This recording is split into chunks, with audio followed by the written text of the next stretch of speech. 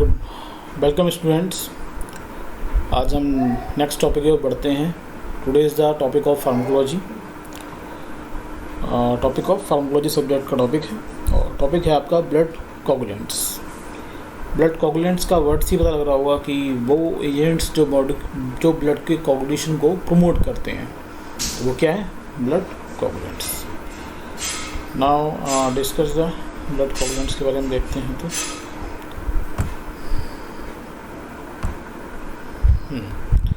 Blood coagulants का मतलब क्या है? जैसे मैंने अभी आपको बताया था, जैसे नाम है वैसे ही है।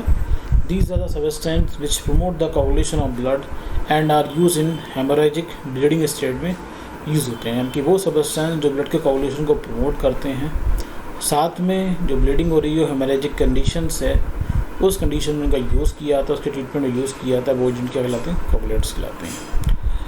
अब क्लासिफिकेशन ऑफ कोगुलेंट्स की बात करें तो क्लासिफिकेशन में बेसिकली विटामिन के डेरिवेटिव या विटामिन के मोस्टली ऐसे नेचुरल कोगुलेंट्स हैं।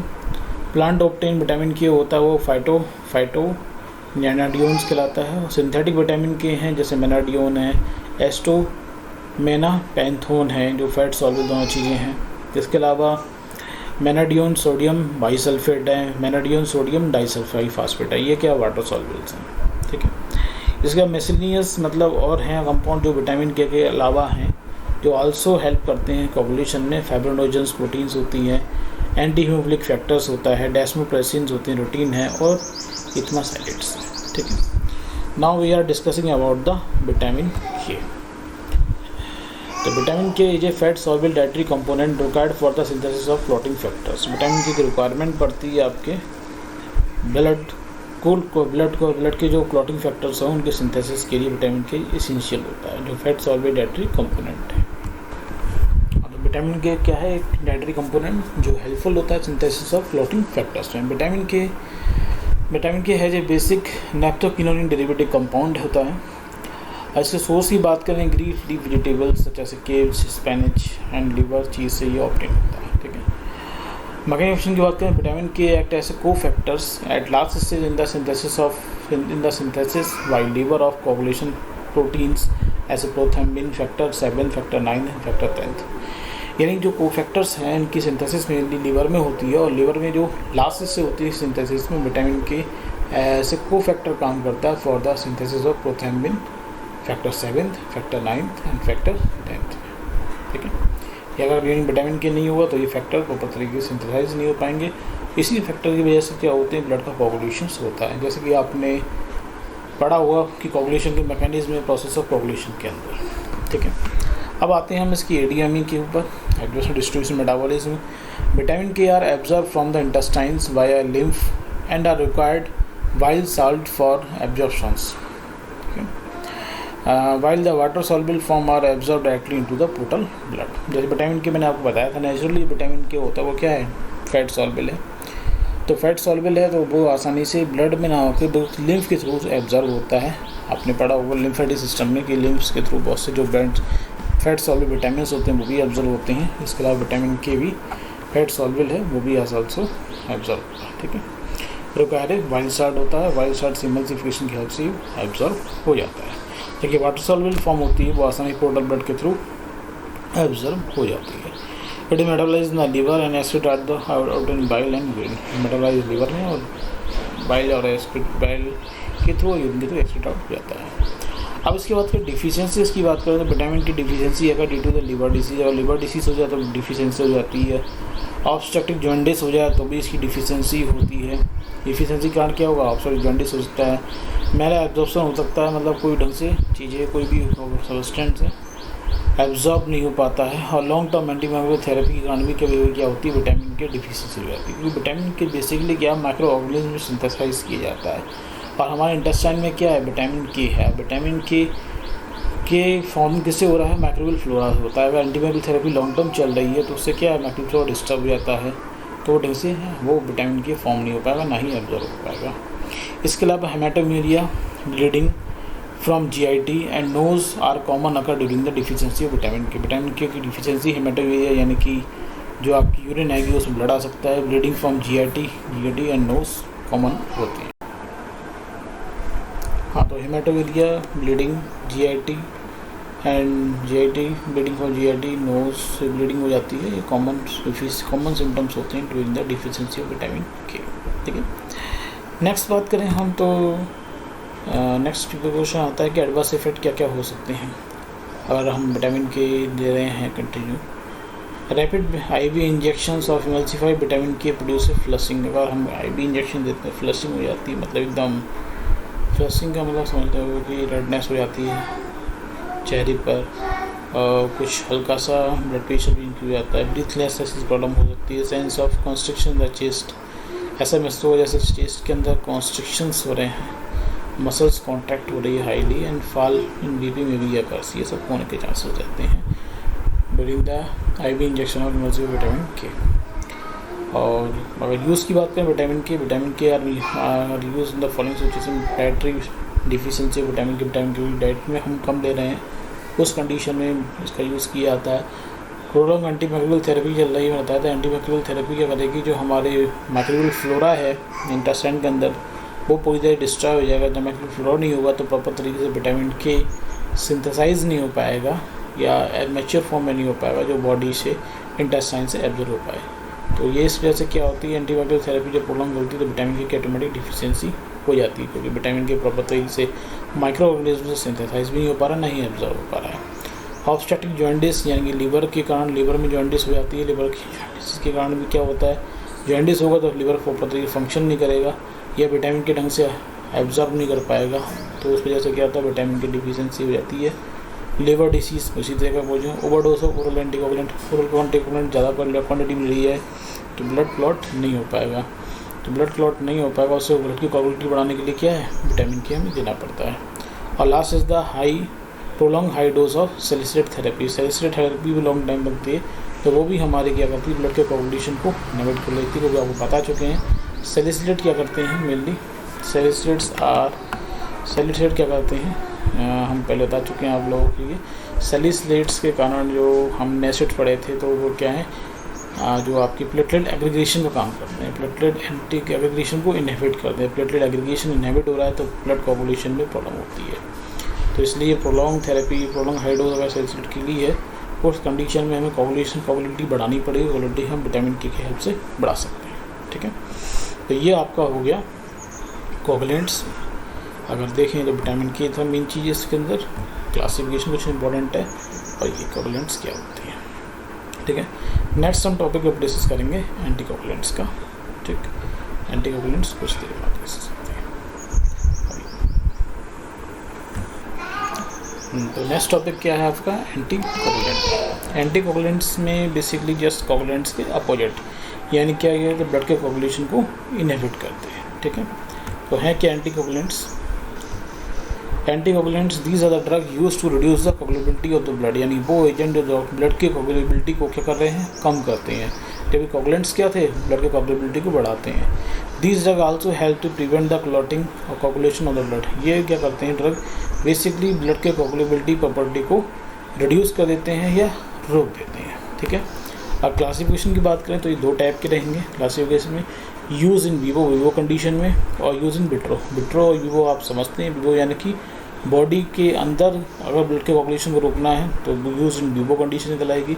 बॉडी के बाहर ब्लड के कोगुलेशन को रोकना है, बॉडी के बाहर यानी कि लेबोरेटरी इंस्ट्रूमेंट्स में या फिर बॉडी से बाहर हमने ब्लड निकाल लिया उसको कोगुलेट को रोकना है तो इन विट्रो कंडीशन कहलाएगी। इन विवो में दो टाइप के हैं, पेरेंटल एंटीकोगुलेंट्स और ओरल एंटीकोगुलेंट्स है। पेरेंटल एंटीकोगुलेंट्स क्या है, हेपेरिन है, लो मोलेक्युलर वेट हेपेरिन है, हेपेरिन सल्फेट है, डेनाप्राइड है, लिप्रोडाइन है, एक्रोइड है।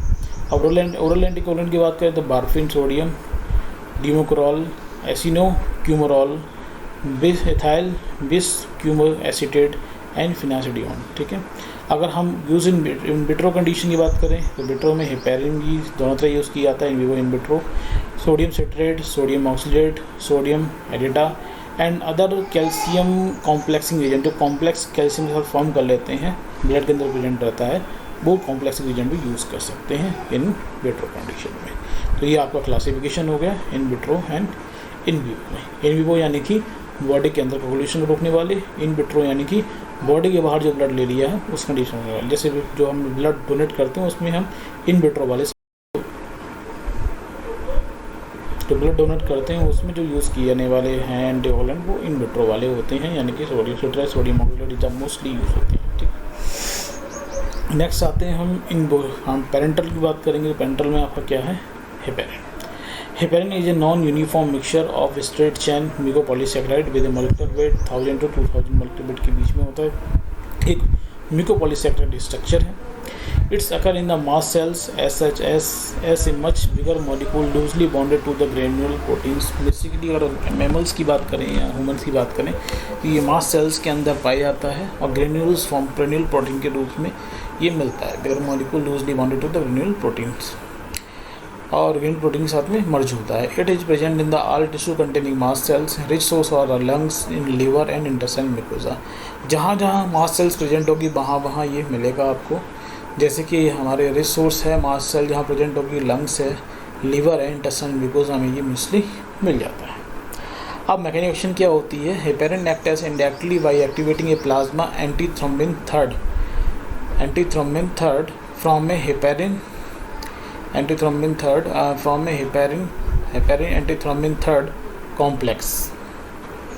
ठीक है, एंटीथ्रोम्बिन थर्ड कॉम्प्लेक्स फॉर्म कर लेता है और द हेपेरिन एंटीथ्रोम्बिन कॉम्प्लेक्स जो फॉर्म होगा then bind to the clotting factors of intrinsic and common pathway, जिससे कि कॉमन पाथवे बाइंड हो जाएगा और जिसकी वजह से फैक्टर 10 थे, फैक्टर 12 सेकेंड डे, फैक्टर 9 थे, फैक्टर 11 थे, फैक्टर 12 थे और फैक्टर 13 है वो आपके प्रॉपर तरीके से फॉर्म नहीं होते और अनएक्टिवेट हो जाते हैं।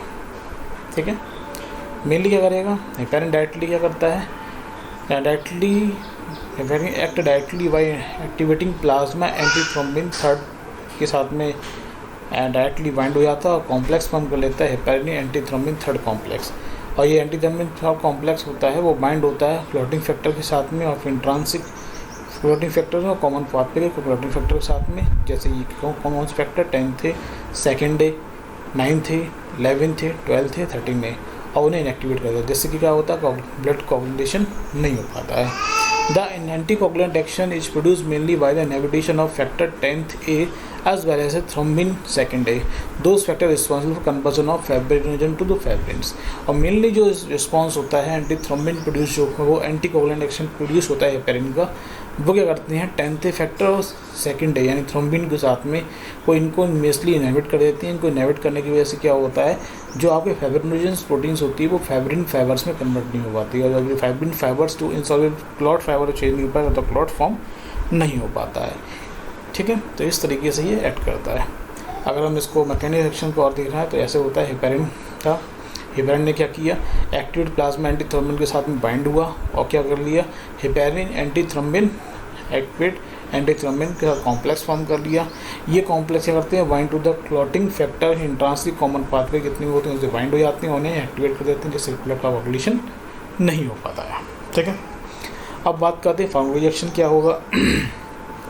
Heparin block the conversion of fibrinogen to fibrin and inhibit the coagulation of the blood coagulation process of the blood.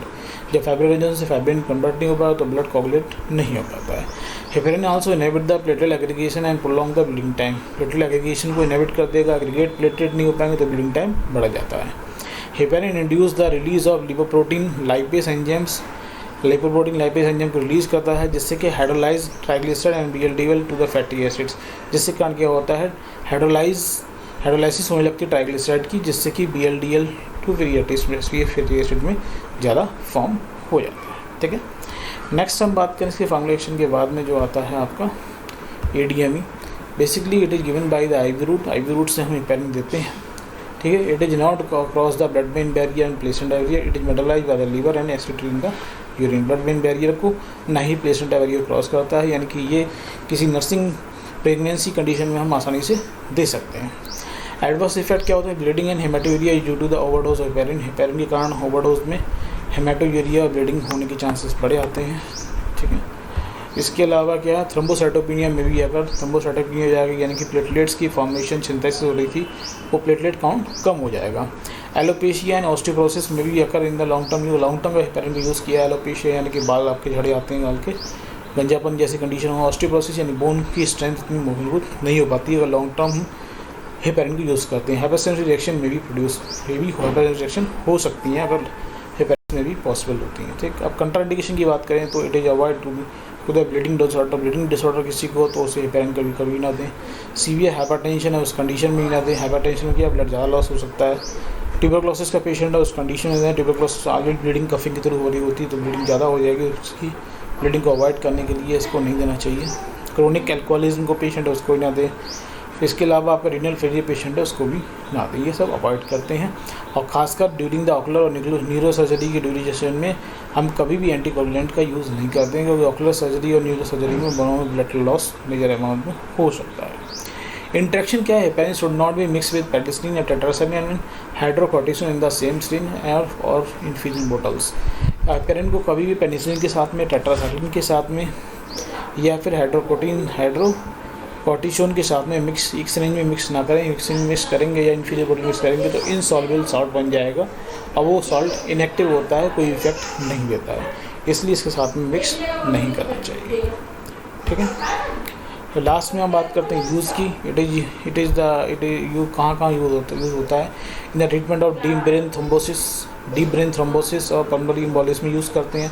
Myocardial infection में यूज़ हो सकता है। अनस्टेबल एंजाइम यूज़ हो सकता है। रिमेटिक हार्ट डिसीज़ और आर्टरी फाइब्रिलेशन में use करते हैं। सेरेब्रोवास्कुलर डिसीज़ में यूज़ करते हैं। और cannula to maintain the cannula and sense of dialysis patient और डायलिसिस पेशेंट में जो लगा हुआ है उनको कैन्युला और सेंट मतलब एक तरह से रेगुलेशन करने के लिए भी इनका यूज़ किया जाता है। ठीक है, ये इसके यूज़ हो गए। डीप वेन थ्रोम्बोसिस और पल्मोनरी एम्बोलिज्म बता चुका हूँ। हार्ट में कार्डियोवास्कुलर ये भी हार्ट का डिसऑर्डर, ये भी हार्ट का डिसऑर्डर, मेजॉरिटी सभी हार्ट डिसऑर्डर है। सेरेब्रोवास्कुलर में डिसीज़ क्या होती है कि ब्रेन में प्रॉपर तरीके से ब्लड का सर्कुलेशन नहीं हो पा रहा है, कहीं क्लॉट फॉर्म हो गया। उस कंडीशन में क्लॉट को तोड़ने के लिए क्या होता है, हेपेरिन कहते हैं, सेरेब्रोवास्कुलर डिसीज़ में यूज़ हो जाता है। माइक्रोल इन्फेक्शन में ऐसे होता है कि क्लॉट कहीं फॉर्म हो गया है, ऑक्सीजन प्रॉपर तरीके से हार्ट की वॉल में नहीं पहुंच पा रही है, उस क्लॉट को ब्रेक करने के लिए हेपेरिन का यूज़ हो जाता है। माइक्रो इन्फेक्शन में भी, अनस्टेबल एंजाइना में भी। ठीक, ये हो गया आपका हेपेरिन। अब आते हैं हम oral anticoagulant, that is the warfarin. Warfarin is oral anticoagulant drug. It act only in vivo anticoagulant. ये ओनली विवो यानी बॉडी के अंदर काम करेगी, बॉडी के बाहर हम एंटीकोगुलेंट का एक्शन नहीं करती है। क्या एक्ट करती है? Warfarin act indirectly by interfering the synthesis of vitamin K dependent cofactor in the liver. Mainly क्या करते हैं, वारफरिन जो होता है वो आपके विटामिन की के से ज़्यादा जो सिंथेसिस हो रही है कोफैक्टर की लिवर में, उसको इनहिबिट कर देता है। It interfere the regeneration of active hydroquinone from the vitamin K. और ये विटामिन के से जो दोबारा एक्टिव फॉर्म हाइड्रोक्विनिन जो फॉर्म होती है उसके जनरेशन को ये इंटरफियर करता है, जिसकी वजह से क्या होता है, which carry the final step of alpha carboxylate glutamate residue to prothrombin and factor 7, factor 9, factor 10।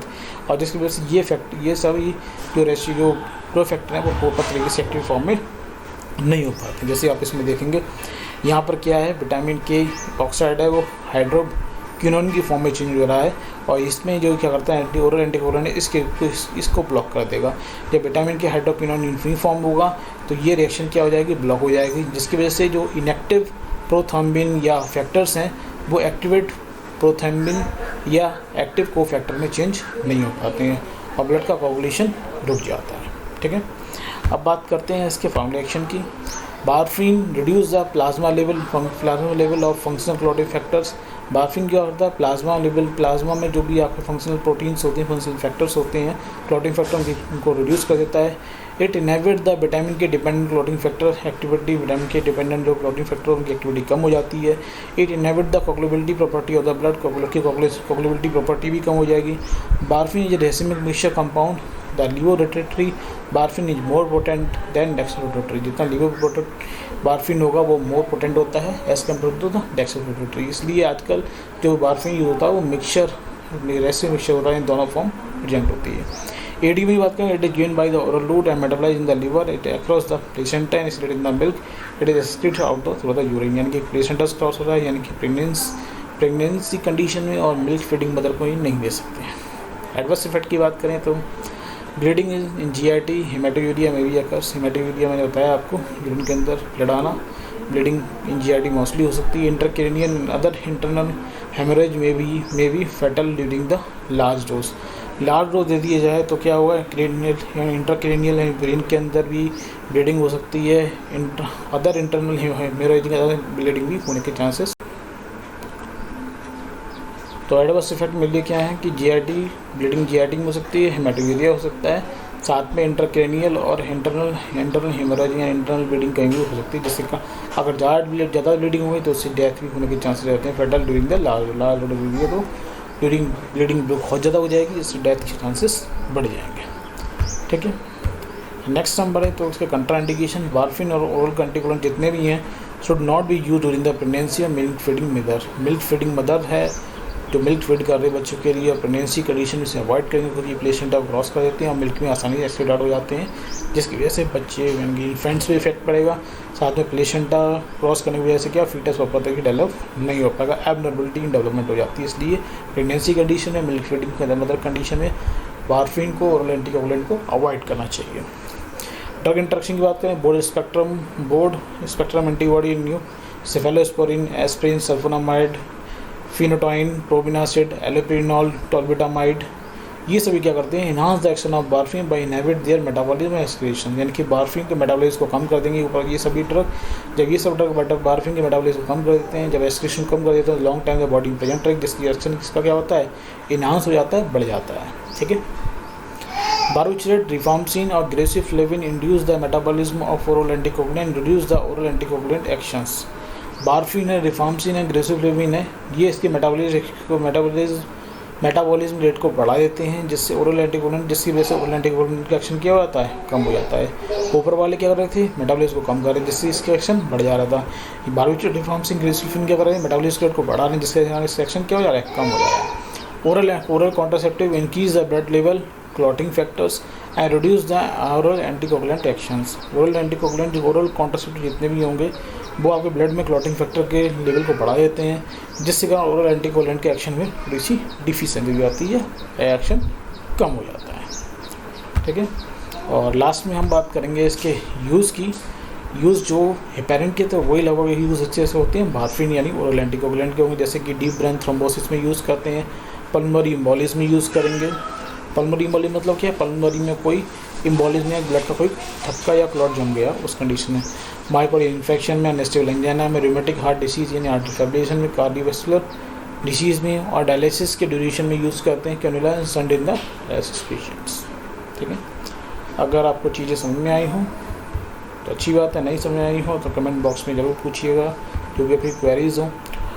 और फिर भी अगर आपको वीडियो अच्छा लगा है तो अपने कलिंग के साथ में ये शेयर कीजिएगा, वीडियो को लाइक कीजिएगा और मेरे चैनल को सब्सक्राइब कीजिएगा। नेक्स्ट टाइम अदर वीडियो के साथ मिलेंगे, चाहे वो फार्मोलॉजी का हो या HAP का हो या फिर पैथोफिजियोलॉजी का। मैं 3 टॉपिक्स आपको मिलेंगे जल्दी, नेक्स्ट वीडियो मिलेंगे। तब तक के लिए धन्यवाद, थैंक यू।